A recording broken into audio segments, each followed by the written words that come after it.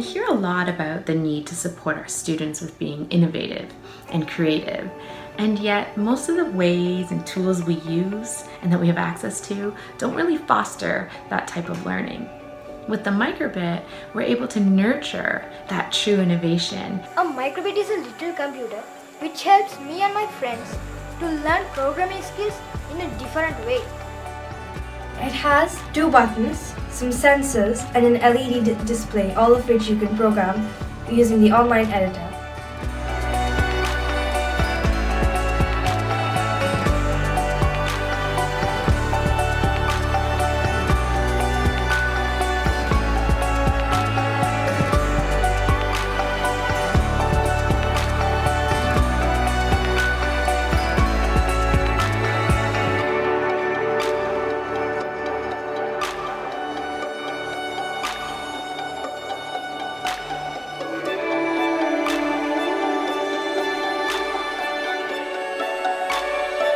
So when students are coding, it's pretty neat.